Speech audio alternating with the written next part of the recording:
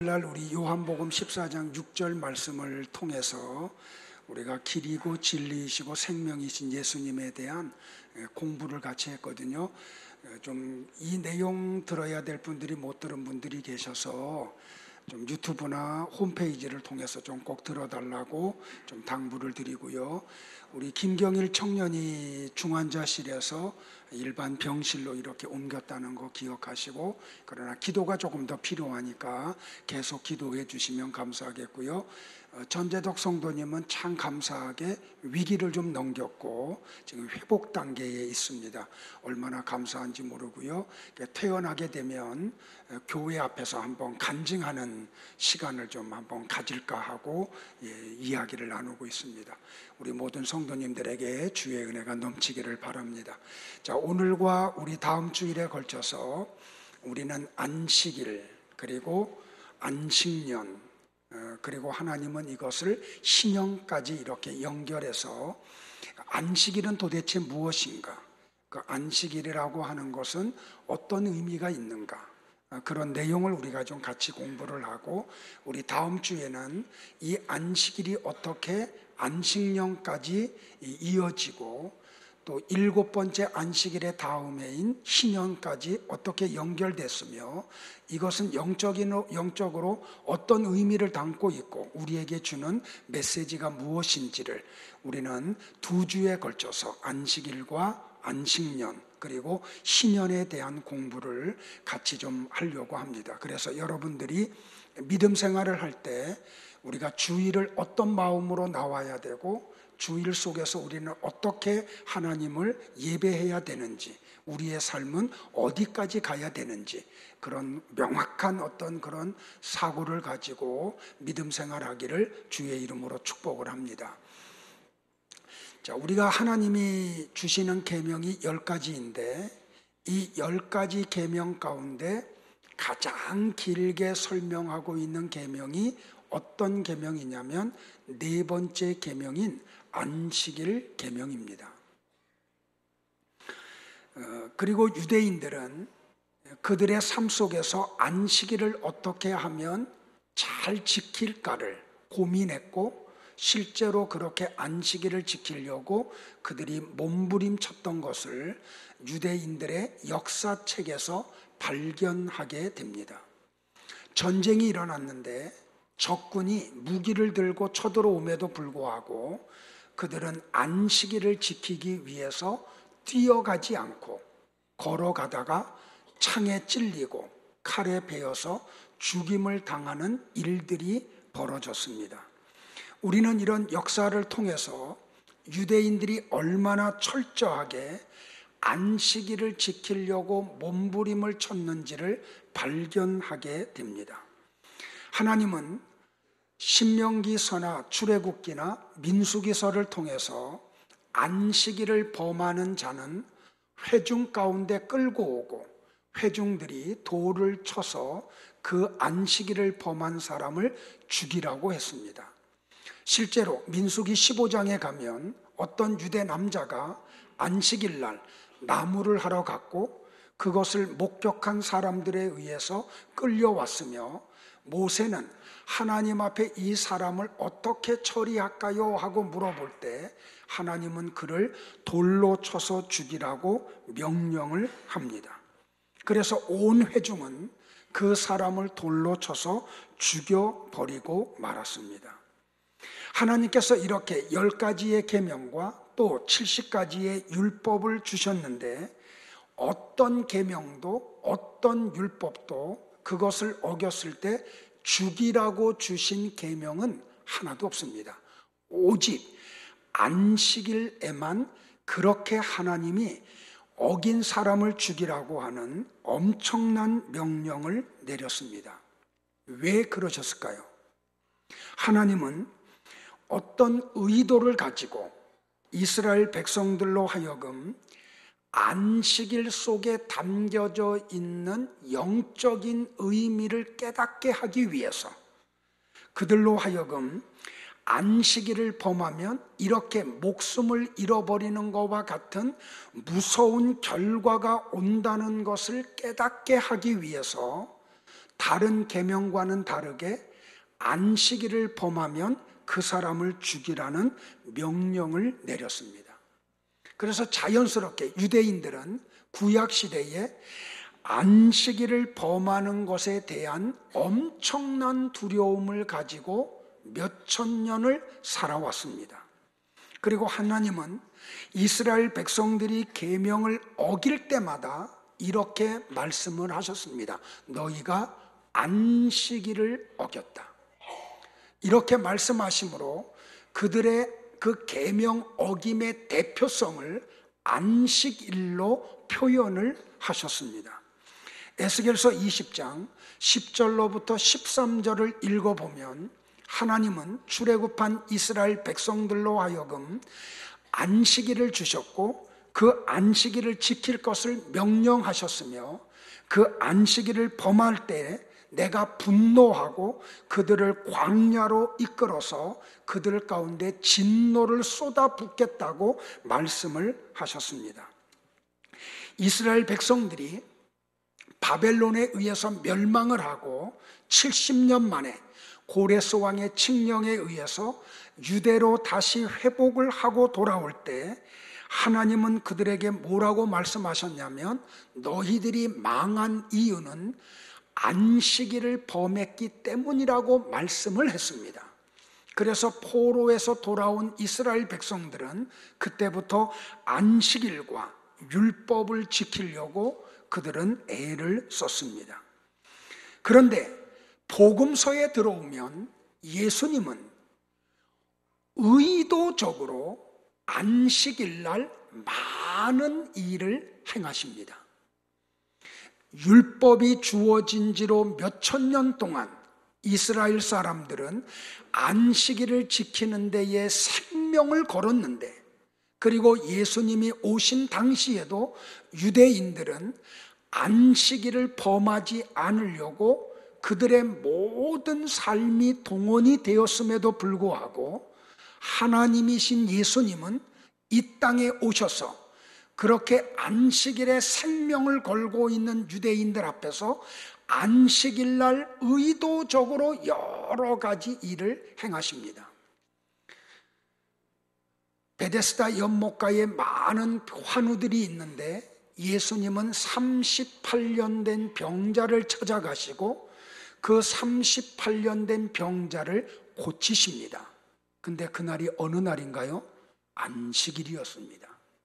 이것 때문에 유대인들이 예수님을 향해서 반감을 갖기 시작을 하고 계속해서 안식일날 병자들을 고치는 예수님을 보며 분노하며 심지어는 그것 때문에 예수님을 십자가에 못 박아 죽이기까지 합니다.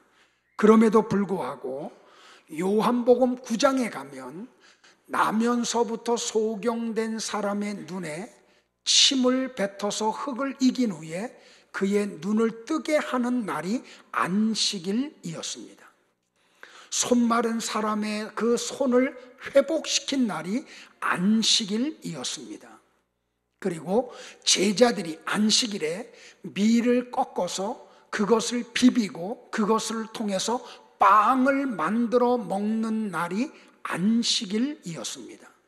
그것을 보았던 유대인들은 예수님에게 책망을 했고, 그런데 오히려 예수님은 내가 안식일의 주인이라고 하시면서 제자들의 행위에 대해서 어떤 제재도 가하지를 않았습니다.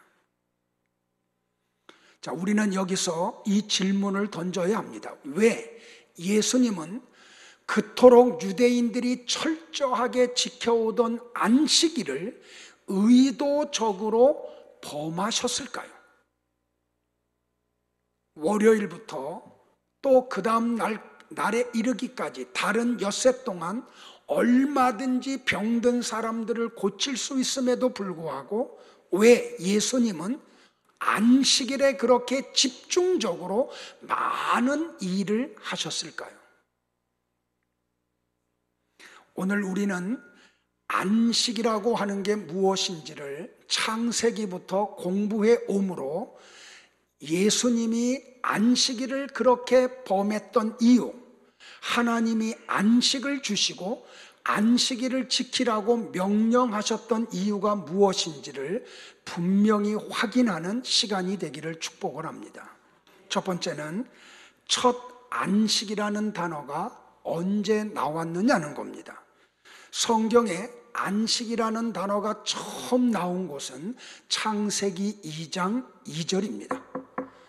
자, 같이 볼까요? 시작. 하나님이 그가 하시던 일을 일곱째 날에 마치시니 그가 하시던 모든 일을 그치고 일곱째 날에 안식하시니라. 이 안식이라는 단어가 성경에 처음 나온 곳이 창세기 2장 2절입니다. 그런데 창세기 2장 2절은 뭐라고 했어요? 하나님이 엿새 동안 우주와 만물을 창조하시고 난 후에 모든 일을 마치고 일곱째 날에 안식하셨다라고 했습니다. 그러면 안식이 누가 하신 거예요? 하나님이 안식을 하신 거예요. 자, 그런데 우리는 안식하면 어떻게 이해를 하나요? 내가 엿새 동안 열심히 직장 생활하고 사회 생활해서 에너지가 고갈이 됐으니까 주일 한 날 예배 1시간 드리고 집에 가서 소파에 들어 누워가지고 아내가 해주는 것을 통해서 에너지를 공급받으며 그 소파에 누워서 텔레비전을 통해서 또 한 주간을 살아갈 에너지를 공급받는 쉼으로 이해를 많이 하시죠.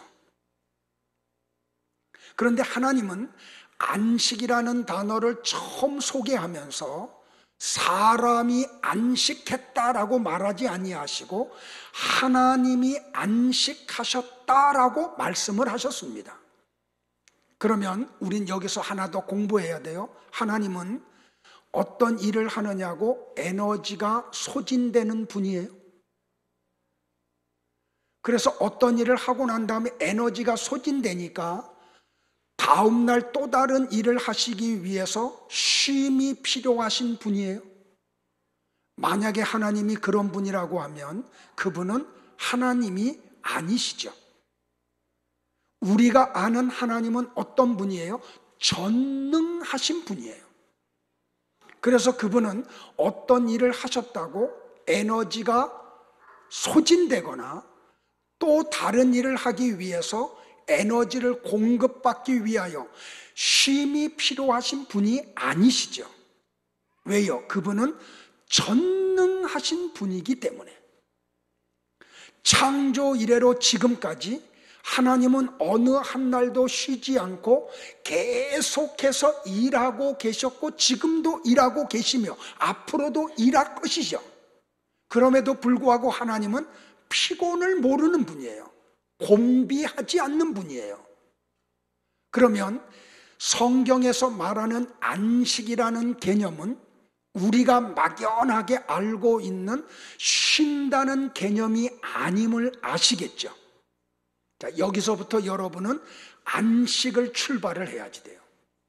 자, 그런데 창세기 2장 3절에서 하나님은 이 안식일이라고 하는 날 속에다가 두 가지를 갖다가 집어넣어 버려요.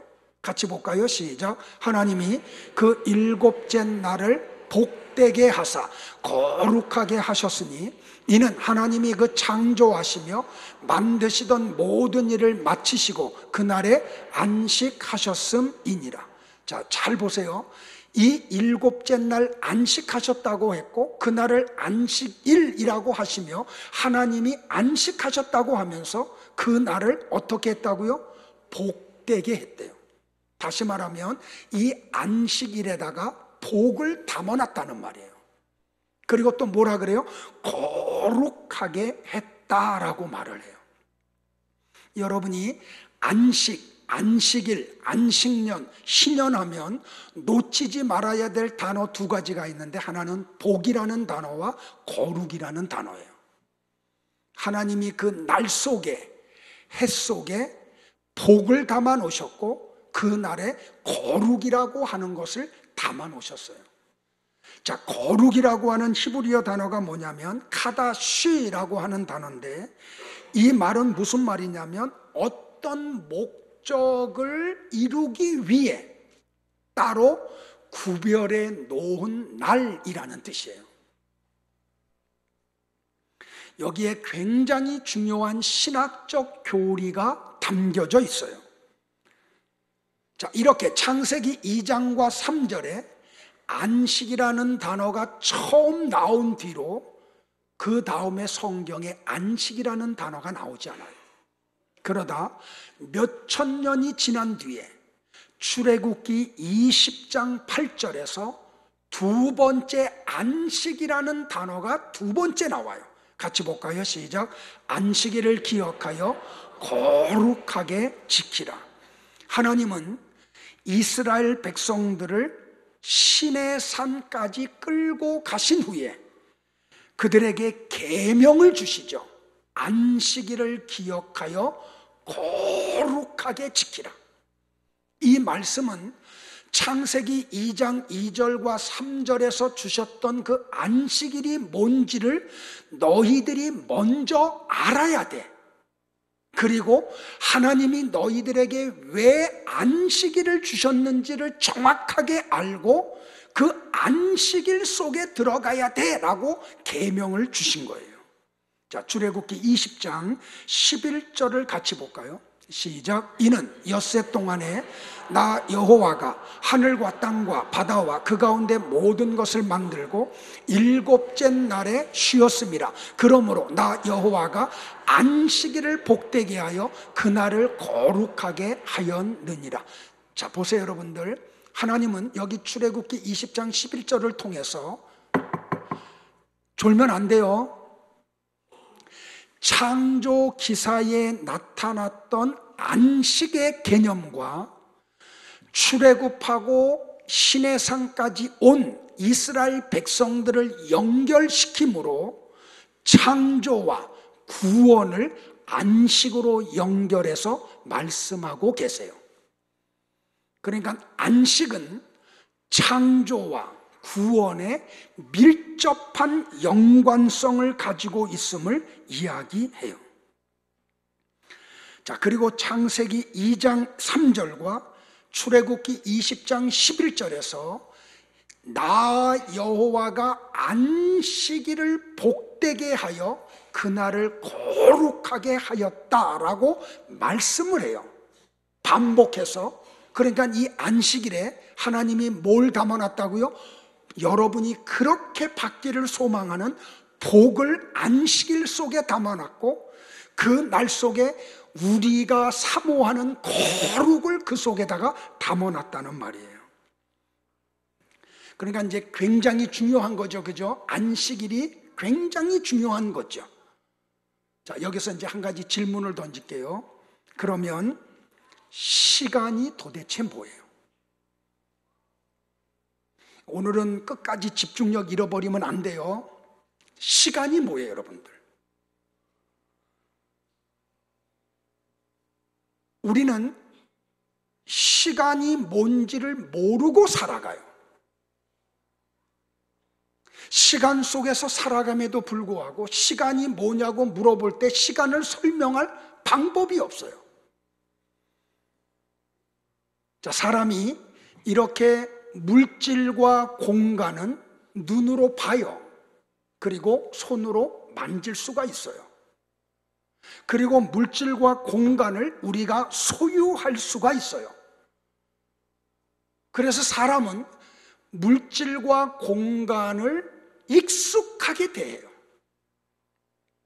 그런데 시간에 대해서는 잘 몰라요. 유명한 신학자였던 아우구스티누스는 그가 쓴 고백록 6권에서 이렇게 말을 했어요. 시간이란 무엇인가?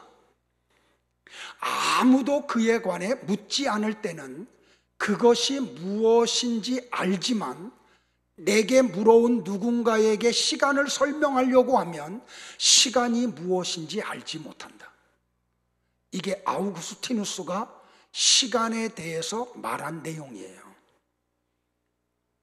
그래서 역사 속에서 많은 물리학자들이 시간이 무엇인지를 파헤치려고 노력을 했어요. 석학들이 말이에요. 그런데 이 많은 석학들, 물리학자들이 시간을 연구하고 나서 마지막에 내린 결론이 뭔지 아세요, 여러분들? 시간이 무엇인지 모르겠다는 거예요.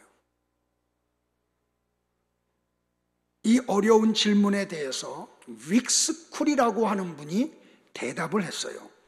시간이란 순간의 연쇄적인 것이다. 무슨 말이냐면 여러분들, 순간이 연쇄적으로 이루어져요. 그게 모인 게 시간이래요. 그래서 조금 더 과학적으로 그가 얘기를 했는데 뭐라고 얘기했냐면 시간은 18분의 1초다. 즉 시간이란 0.056초다. 어렵죠, 그죠? 자, 이 숫자는 그러면 어디에서 왔냐는 거예요.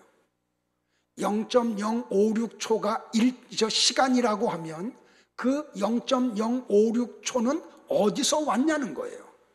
그러면서 이 윅스클이 그것을 이렇게 설명해 나가요. 영화에서 답을 찾아요. 자, 우리가 극장에 가서 영화를 보면 그 영화를 움직이는 영상을 통해서 우리는 영화를 보죠. 그러면 어떻게 돼요? 필름이 있죠. 필름과 필름 사이에 검은 띠가 있어요. 그리고 이 컷에서 다음 컷으로 넘어가는 것이 반복될 때 영상이 되어서 우리의 눈으로 영화를 시청하게 돼요. 그런데 이 컷과 그 다음 컷 사이에 검은 줄이 있는데 그것은 우리의 눈으로 인식이 안 돼요. 그러니까 한 컷과 다음 컷 사이에 계속 넘어갈 때마다 검은 띠가 지나감에도 불구하고 우리의 눈은 그 검은 띠를 인식하지 못해요. 그 각 장면의 정지와 스크린의 암전이 얼마 동안에 지나가냐면 18분의 1초 사이에 지나가요. 그러니까 18분의 1초 사이는 깜깜하게 되어 있는데 인간의 눈으로는 그 깜깜한 그 줄을 인식을 못해요. 다시 말하면 인간에게는 18분의 1초 사이에 일어나는 일은 존재하지 않는 셈이 돼요. 근데 인간에게 있어서 시간이란 그 눈에 보이지 않는 18분의 1초가 연속적으로 이루어지는 게 시간이에요. 아무튼 그렇다 그러고. 자, 그래서 이제 세계 사람들이 모여가지고 이걸 이제 뭘 통일을 해야 되잖아요. 그래서 1968년도에 국제도량형 위원회가 열려요. 전 세계에서. 그리고 그 국제도량형 위원회에서 어떻게 정의를 내렸냐면 세슘 원자의 복사 주기에 91억 9천만 배를 곱한 것을 1초로 하자 하고 정의를 내렸어요. 그래서 그때부터 전 세계 사람들이 그것을 1초라고 부르기 시작을 했어요. 그게 우리가 알고 있는 시간이에요.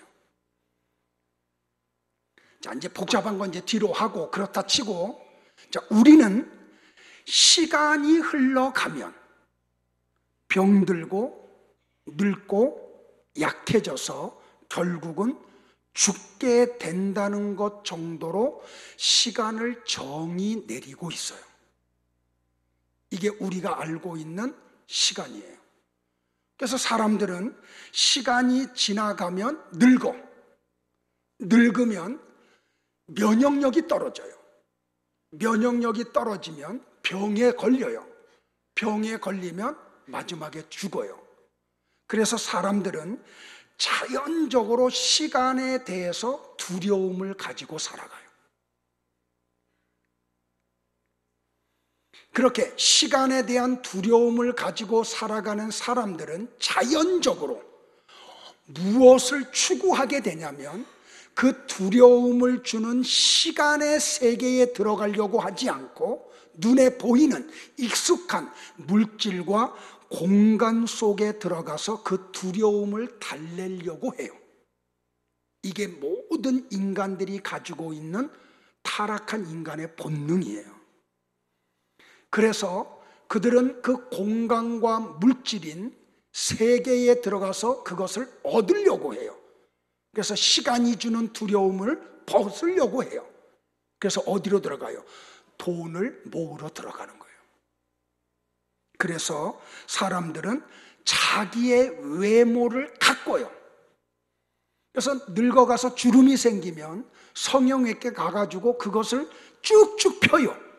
왜? 시간이 작고 두려움을 가져다 주니까 그 물질과 공간을 통해서 그 시간이 주는 두려움을 속이려고 해요. 그래서 그 두려움으로부터 벗어나려고 해요. 자연적으로 사람들은 그래서 어디로 들어가요, 여러분들? 지식의 세계로 들어가요.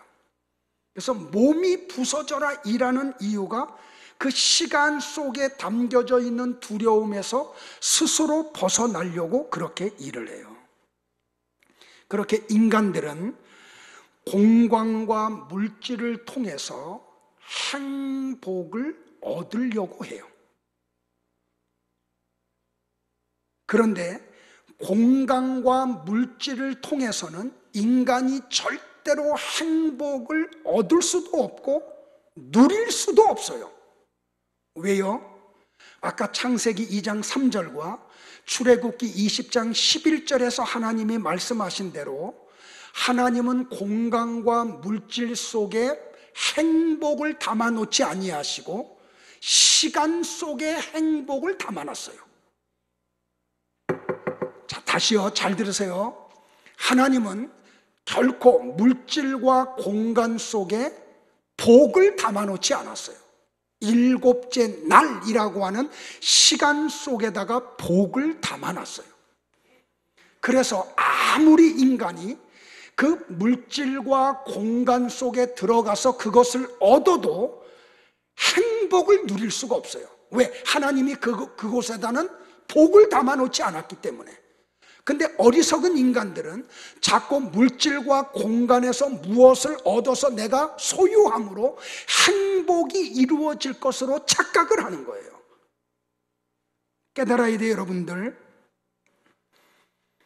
왜 그러면 하나님은 물질과 공간 속에다가 복을 담아놓지 아니하시고 시간 속에다가 복을 담아 놓으셨느냐는 거예요. 그것은 타락한 인간들이 시간 속에 들어가서 복을 누리려고 하지 않고 물질과 공간 속에 들어가서 복을 누리려고 하는 걸 아셨기 때문에 그래요. 그러면 여기서 두 번째 질문 던져요. 왜 물질과 공간 속에는 복이 없고 시간 속에 복이 있느냐는 거예요. 그것은 하나님이 바로 물질과 공간 속에 계시지 않고 시간 속에 계시기 때문에 그래요. 그러니까 이스라엘 백성들이 예루살렘 성전을 막 금으로 화려하게 지어놨는데 예수님은 감람산에서 그 성전을 바라보며 뭐 하세요? 우세요. 그냥 우세요. 야, 너희들이 지은 집에 내가 거할 수가 있을 것 같, 나를 담을 수 있을 것 같니? 라고 말씀을 해요. 잘 들으세요. 우리가 추구하는 물질과 공간 속에는 하나님이 계시지 않아요. 그렇기 때문에 우리가 물질과 공간을 얻어서 내 소유를 삼아도 그 안에 하나님이 계시지 않기 때문에 우리는 그 속에서 절대로 행복을 찾을 수가 없어요.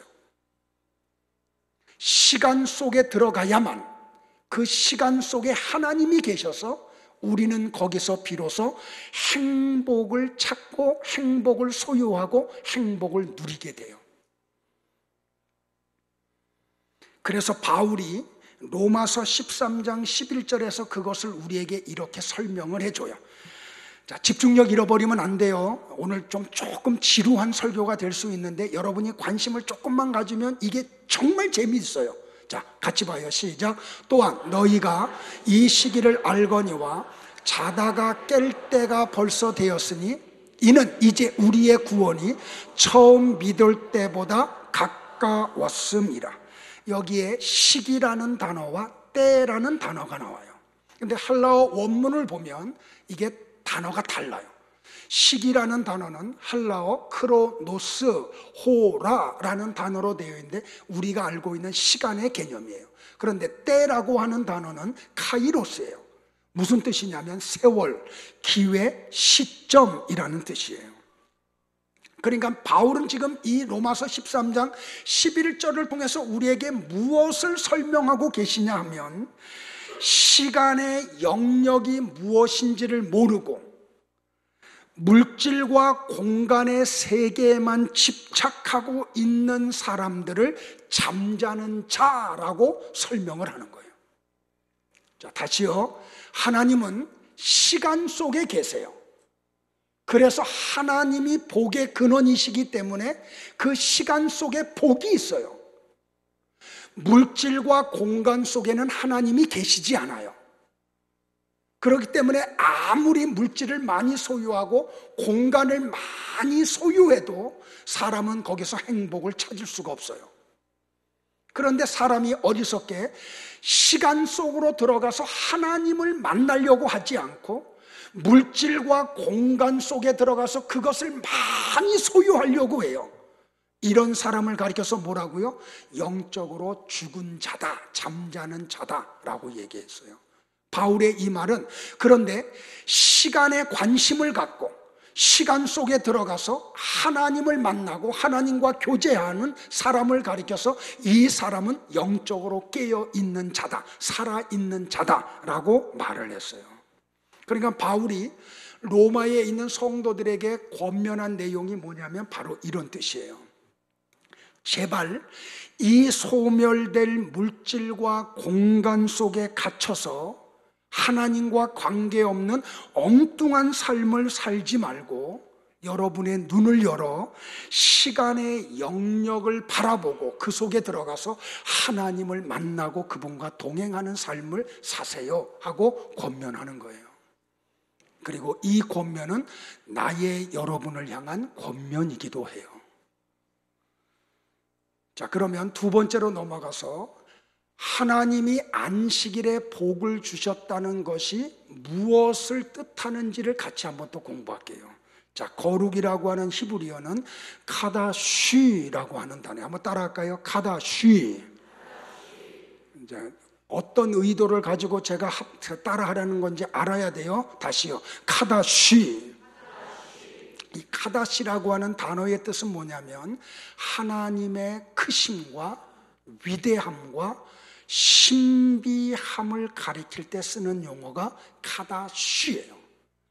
거룩이라는 게 뭐냐면 하나님이 광대하신 분이시고 신비한 분이시고 위대한 분이심을 나타날 때 쓰는 게 바로 카다쉬예요.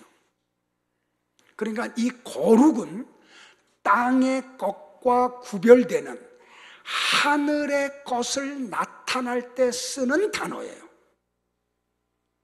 그러니까 역사가 시작되었을 때, 시간이 시작되었을 때 유일하게 하나님이 거룩한 분이셨는데 그 하나님의 그 크심과 신비하심과 위대하심을 어디에다가 담아놓냐면 시간 속에 담아놓으셨다는 거예요. 내가 안식일을 거룩하게 했다라는 말이 바로 그 뜻이에요. 그런데 시간이 흘러서 이스라엘 백성들을 특별하게 하나님이 구별을 해요. 그리고 사랑을 해요. 그래서 애굽에서 그들을 건져내서 신의 산까지 데리고 가요. 자, 창세기 2장 2절과 3절에서는 시간 속에 거룩이라고 하는 것을 담아놓으신 하나님이 신의 산에 와서 이스라엘 백성들에게 뭐라 그래요? 너희들이 거룩해 라고 얘기해요. 자, 이 카다시가 하나님에게 쓰는 용어잖아요. 근데 이 용어를 안식일에다가 썼어요. 그리고 어떤 특별한 백성들, 이스라엘 백성들에게 카다시라고 하는 용어를 써요. 너희들이 거룩하다라고 말이에요.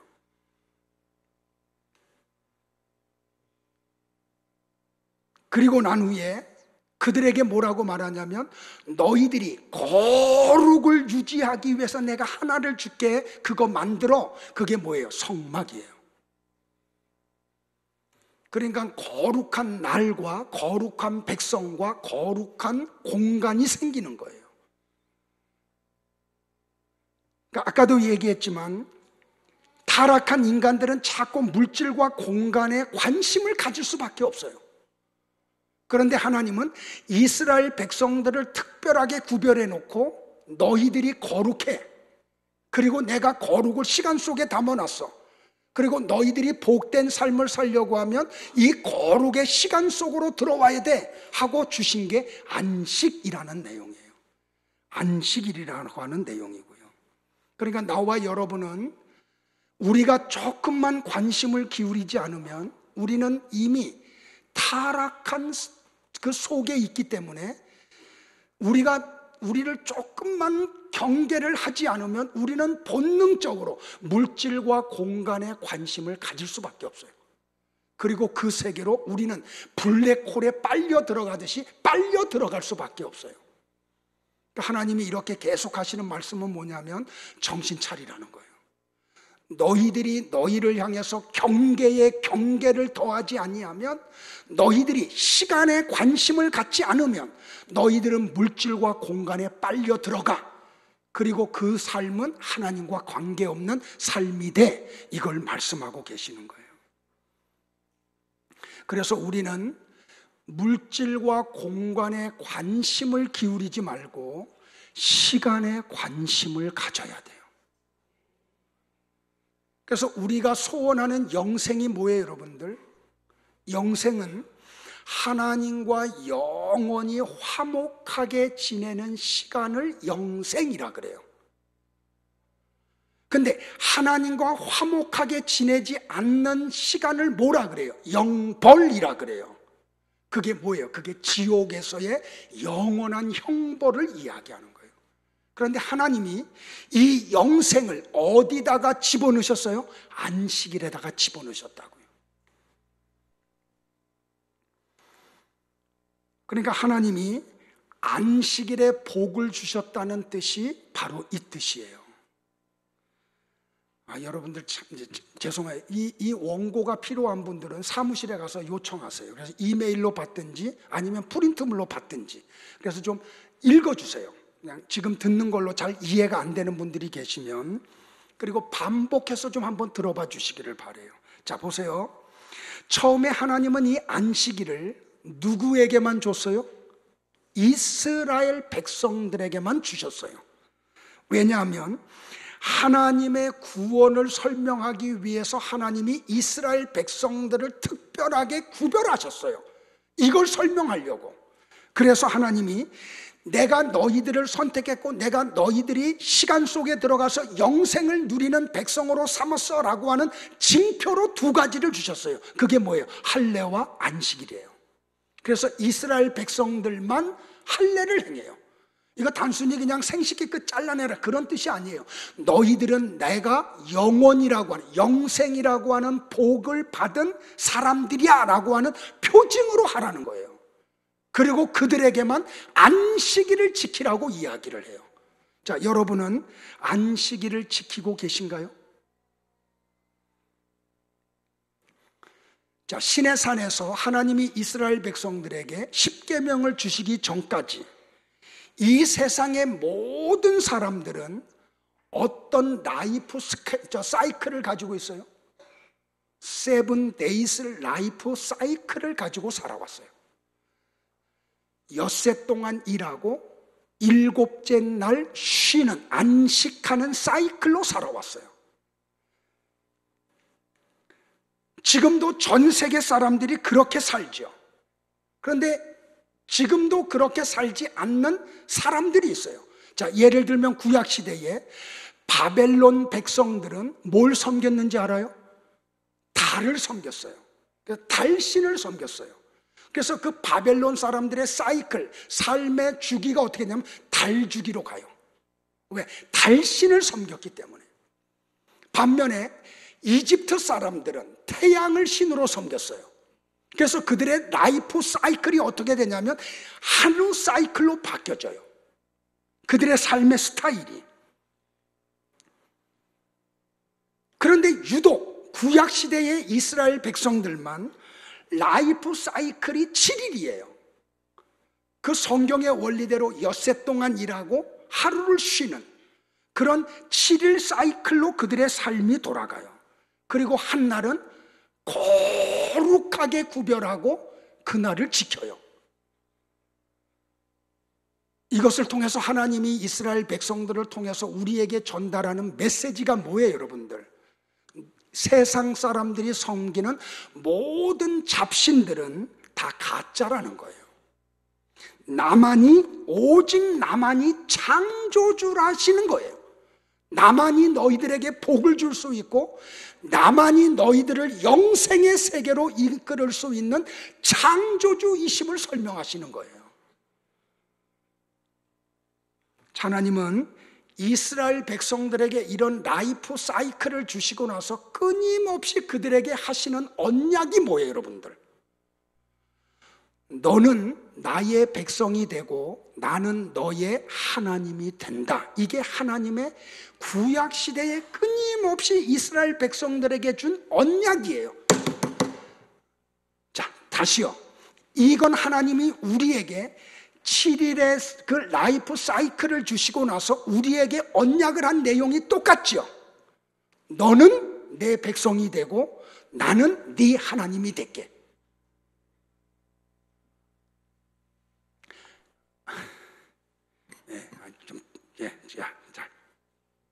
자, 그러면 하나님의 사람은 어떤 사람들이냐면 하나님의 이 약속의 말씀, 나는 하나님의 백성이 되고 하나님은 내 하나님이 된다는 언약, 그 언약이 어떤 사이클로 돌아가요? 7일 사이클로 돌아가요. 삶이 그렇게 믿고 살아가는 것이 뭐냐면 안식일을 지키는 거예요. 자, 그러면 그 언약 안에 있는 사람들을 향해서 하나님이 뭐라 그래요? 우리 다음 주에 공부할 건데 하나님이 그 사람들 복 준대요. 이 사이클을 가지고 믿고 이 사이클대로 살아가는 사람들에게 하나님이 복을 주신대요. 그러면 이 사이클 밖에 있는 사람들은요, 하나님이 심판을 하신대요. 자, 민수기 15장에서 안식일을 범하면 돌로 쳐서 죽여. 그래서 나무하다 붙잡힌 사람을 돌로 쳐서 죽였어요. 이 말은 그러면 지금도 주일을 범하는 사람들 교회 중간에다 불러놓고 돌로 쳐서 죽여라, 그런 뜻이에요? 그런 뜻이 아니에요.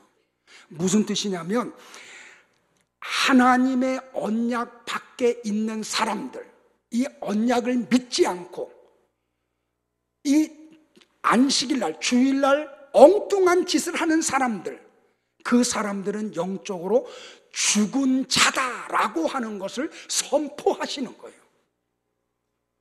돌로 쳐서 죽이라는 말이 아니고 이미 그들은 영적으로 죽은 자이기 때문에 하나님의 언약의 말씀을 못 알아듣고 못 믿고 못 지킨다는 것을 얘기하시는 거예요. 그러니까 그 날 자체가 대단한 날이기 때문에 죽이라는 뜻이 아니에요. 그 날 속에 하나님이 언약이 있기 때문에 그것을 믿지 않고 지키지 않는 자는 이미 영적으로 죽어 있는 상태에 있는 자다라고 하는 걸 선포하는 거예요. 됐어요, 여러분들? 자, 그런데 오늘 우리는 안식일을 지키지 않고 주일을 지키잖아요. 왜 주일이에요, 그러면?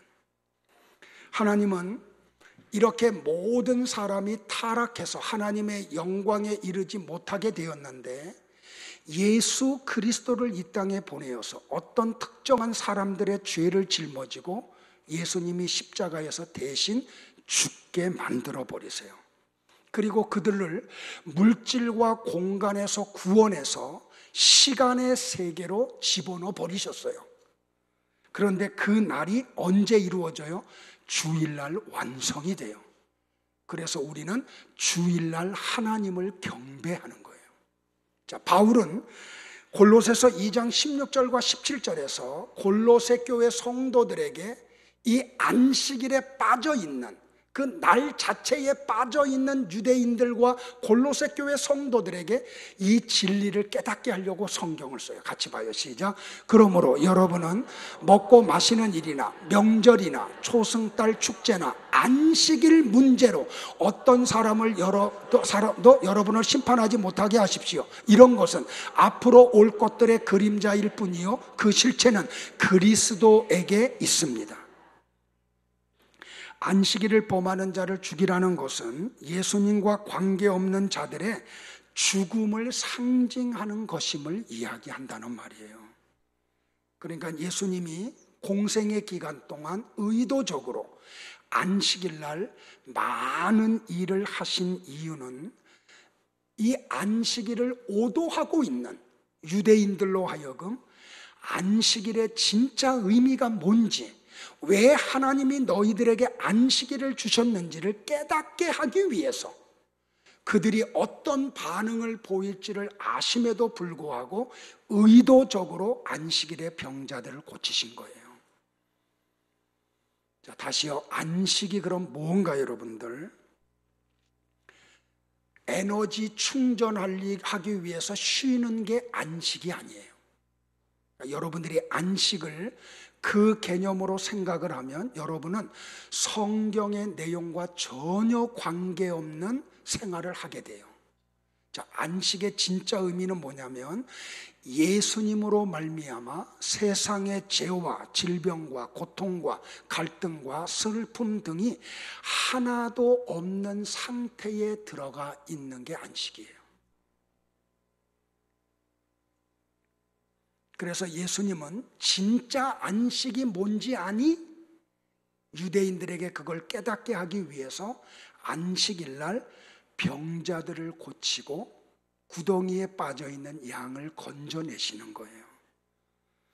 자, 나와 여러분이 왜 일을 해요, 여러분들? 세상에서요. 타락한 인간은 땅과 함께 저주를 받아서 땀을 흘려야 살게 되어 있어요. 그래서 우리가 엿새 동안 일을 할 수밖에 없는 거예요. 원래 인간의 노동은 먹고 마시고 입을 것을 얻기 위해서 하는 게 일이 아니었어요. 자, 타락하기 전에 아담과 하와의 노동이 뭐예요, 여러분들? 먹을 것을 위해서, 마실 것을 위해서, 입을 것을 위해서 일하는 게 그들의 노동이 아니었어요. 타락하기 전에 아담과 하와의 노동은 하나님과 교제하는 거예요. 그 하나님과 같이 동산을 거니는 거예요. 그러면서 그 하나님과 함께 교제하는 거예요. 그게 원래 하나님의 형상으로 지음받은 인간의 노동이었어요.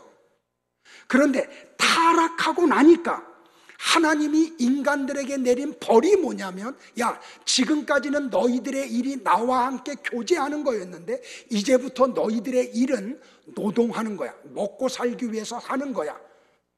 그런데 우리가 이 형상이, 아담에 의해서 잃어버린 형상이 십자가의 예수님을 통해서 회복이 되었잖아요. 그러면 이 성도들의 노동은 뭘로 가야 돼요? 하나님을 찬양하고 하나님을 경배하며 하나님과 교제하고 그분과 함께 동행하는 게 성도들의 노동이 되어야 돼요. 이걸 깨달아야 돼요. 그런데 타락한 인간들은 그 노동이 뭔지를 몰라요. 그래서 자꾸 세상 속으로 가는 거예요. 심지어 교회 안에 와 있는 많은 사람들이 진짜 노동이 뭔지를 몰라요. 그래서 그 영역으로 자꾸 빠져드는 거예요. 우리 교회 성도님들은 하나님이 나를 구원해 주심을 믿고 구원을 받았다고 하면 여러분이 이제 진짜 노동 속으로 들어가기를 축복을 해요. 그게 뭐예요? 그게 안식일을 지키는 거예요. 그러니까 안식일이 뭐가 돼요, 여러분들? 안식일의 개념은 이거예요. 예수님으로 말미암아 천국의 생활을 하는 거예요. 그게 안식일이에요. 근데 여러분들 보세요. 천국에 가면 천국은 먹고 마시고 시집가고 장가가는 게 아니래요. 그럼에도 불구하고 하나님이 우리의 먹을 것을 다 공급해 주시죠. 우리가 영생하는 데 필요한 모든 것을 하나님이 다 공급해 주시잖아요. 그러니까 천국에는 직업이 없다니까요. 천국에는 병원 없어요. 약국 없어요. 우리가 하루 동안에 나가서 8시간 노동해야 먹고 사는 그런 세계가 천국 아니에요. 천국은 우리가 어떤 나의 먹고 마시고 입는 것을 위해서 어떤 일을 하지 않아도 하나님이 다 공급해 주세요. 그래서 영생을 상징하는 안식일에는 그 천국의 삶의 모형으로 일을 하지 말라는 거예요. 천국의 일을 하라는 거예요. 그래서 하나님을 찬양하고 하나님을 경배하며 하나님과 교제를 하고 하나님과 동행하는 거예요. 그게 안식일을 지키는 거예요. 근데 우리의 안식일은 언제가 돼야 돼요? 일주일 내내 돼야 돼요. 그게 구원받은 사람들의 삶이 되어야 돼요. 자, 이것을 설명하기 위해서 하나님이 이스라엘 백성들을 애굽에서 건져내고 광야 40년을 걷게 만들어요. 자, 우리 수요일 날도 공부하는데 일주일에서 열흘이면 갈 수 있는 길을 하나님이 내버려 두고 40년 동안 이스라엘 백성들을 광야길을 걷게 해요. 왜 그러셨어요? 여기에 중요한 뜻이 있어요. 천국이 어떤 곳임을 알게 하기 위함이에요. 자, 광야에서 이스라엘 백성들이 자기네들이 먹을 것과 마실 것과 입을 것을 위해서 무슨 일이라도 한 적 있어요? 아니에요. 하나님이 하늘에서 만나를 계속 내려주셨어요. 그리고 안식일 전날에는 이틀치를 걷어도 썩지 않게 주셨어요. 그리고 반석에서 샘물을 터뜨려서 마실 것을 주셨어요. 그리고 광야에서 불기둥과 구름기둥을 통해서 그들의 의복이 헤어지지 않게 하셨어요. 이걸 통해서 우리에게 뭘 설명하는 거냐면 바로 천국이 그런 곳임을 설명하는 거예요. 그러니까 천국에서의 우리가 영생하며 하는 노동이 뭐예요? 천국에서 우리가 할 일 아무것도 없어요. 하나님 찬양하는 거예요. 그분 경배하는 거예요. 그분과 함께 교제하는 거예요. 그게 천국에서의 우리의 노동이에요.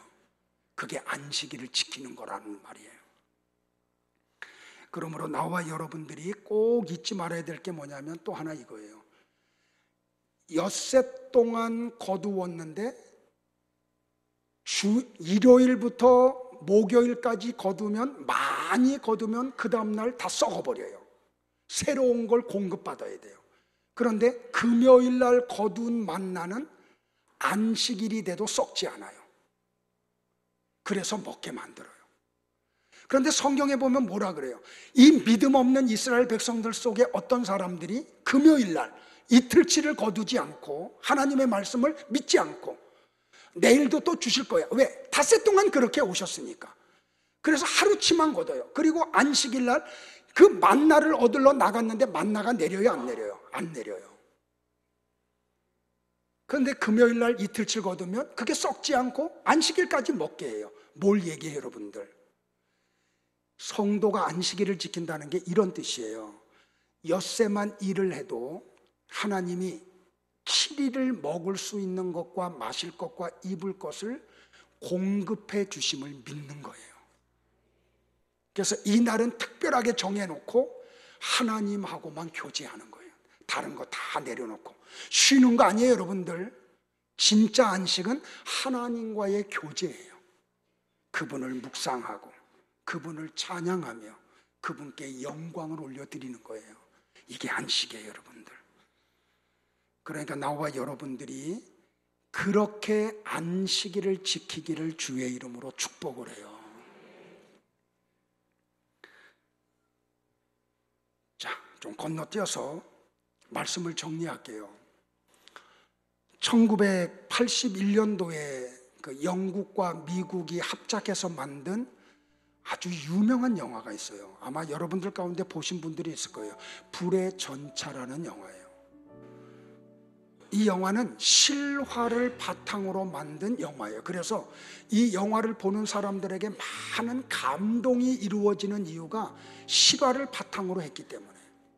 영화의 내용을 잠깐 여러분에게 설명을 드리면, 이 영화가 얼마나 사람들에게 마음을 울렸는지 아카데미 작품상과 음악상과 그리고 각본상과 의상상을 받아요. 4개나 받아요.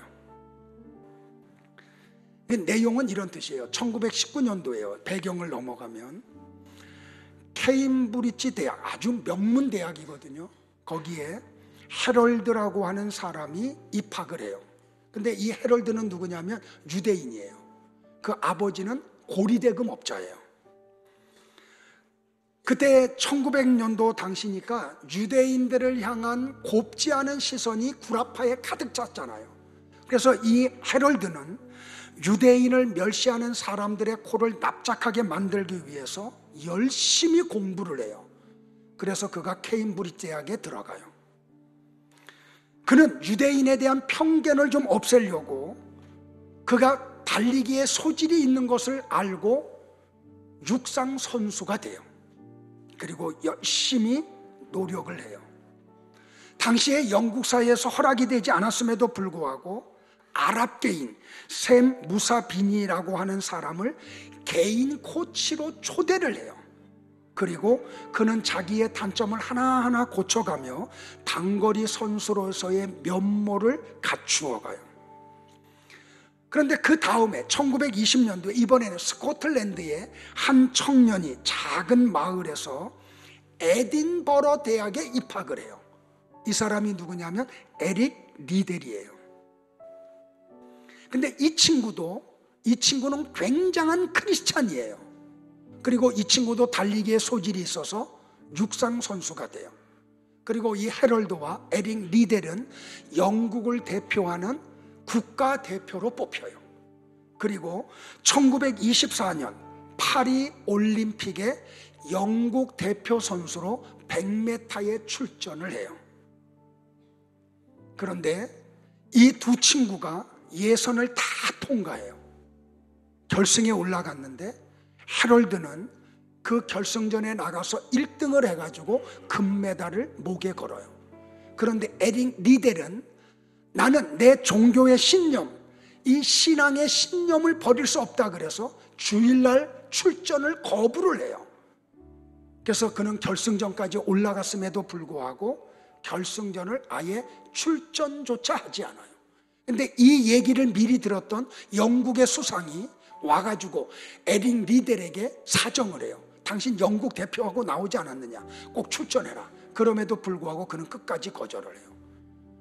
그리고 그때 당시는 이제 이게 가능했던 거죠. 이 영국 수상의 어떤 그런 노력에 의해서 에릭 리델이 400m에 출전을 해요. 근데 지금은 조금 개념이 다르지만 그때 당시만 해도 100m와 400m는 종목 자체가 달라요. 그래서 연습이 다르고 주법이 다르고 경기하는 방법이 달라요. 그러니까 100m 선수가 400m에 간다는 자체가 금기시 되던 때였어요. 그럼에도 불구하고 에릭 리델은 400m에 출전을 하고 예선을 다 통과하고 결승전에 가서 금메달을 따요. 이 에릭 리델이 올림픽이 끝나고 난 다음에 중국의 선교사로 자원을 하고 중국에 가요. 그리고 중국에서 선교 활동을 하는 가운데 중일 전쟁이 일어나고 그 전쟁통에 에릭 리델은 순교하고 말아요. 에릭 리델이 그 영화에서 이런 말을 해요. 하나님께서 나를 빠르게 만드셨고 내가 달릴 때 하나님이 기뻐하시는 것을 느낄 수 있어 라고 말해요. 이 영화가 한국에 상영되고 난 뒤에 한국의 크리스찬들은 주일 성수에 대한 개념이 더 확고해졌어요. 저도 그 영향 받은 사람 가운데 하나예요. 그래서 안식일에는 제가 기름도 주유하지 않고 버스도 타지 않고 짜장면 먹으러 중국집도 안 가고, 우리 아이들이 태어났을 때 이태리에서 사역을 할 때 예배당을 가려고 하면 꼭 그 아이스크림집 앞을 지나가야 돼요. 근데 이태리의 아이스크림이 굉장히 맛있거든요. 이 아이들이 좀 아주 어린 애들이니까, 뭐 4살, 뭐 6살, 5살, 3살짜리니까요. 그 아이스크림 앞을 지나갈 때마다 아이스크림 사달라고 막 졸라요. 그러면 제가 이렇게 해요. 오늘 무슨 날이야? 애들이 얘기해요. 주일이요. 주일은 어떻게 해야 되지? 뭐 사 먹으면 안 돼요. 그 협박해서 아이스크림 안 사줬어요. 주중에 새 옷을 사면 우리 아이들한테 이렇게 얘기했어요. 새로 산 옷인데 첫 번째 입을 때는 하나님 앞에 예배 갈 때 입어야 되지 않을까? 이 어린 아이들이 새 옷이 입고 싶어가지고 입었다가 벗었다가 집에서 몇 차례를 해요. 그래도 그것을 못 입게 했어요. 새로운 신발을 사도요. 제가 골동품이었거든요. 이 예배당을 짓기 전에까지도 우리 교회에서는 주일날 어떤 경제적인 것도 하지 않았어요. 제가 성경을 너무 몰라가지고요. 혹시 아직도 그런 영역에 빠져 계신 분이 계시다고 하면 오늘부로 안식일이 의미하는 게 무엇인지를 알기를 바라요. 그래서 만약에 여러분의 어떤 돈을 쓰는 행위가 하나님의 영광을 드러내는 일이라고 하면 자유롭게 하세요. 만약에 여러분이 하는 어떤 것이 하나님과의 깊은 교제를 이루는 것이라고 하면 얼마든지 하세요. 안식일의 진짜 개념은 하나님 속으로 들어가는 거예요. 그리고 그분만이 나의 복이라는 사실을 알고 그분을 느끼고 그분을 체험하며 그 하나님에게 영광을 돌리는 것이 안식일을 지키는 거예요. 이 복을 누리기를 축복을 해요. 그래서 하나님의 영광에 이르는 우리 모두가 되기를 주의 이름으로 축복을 합니다. 기도하겠습니다.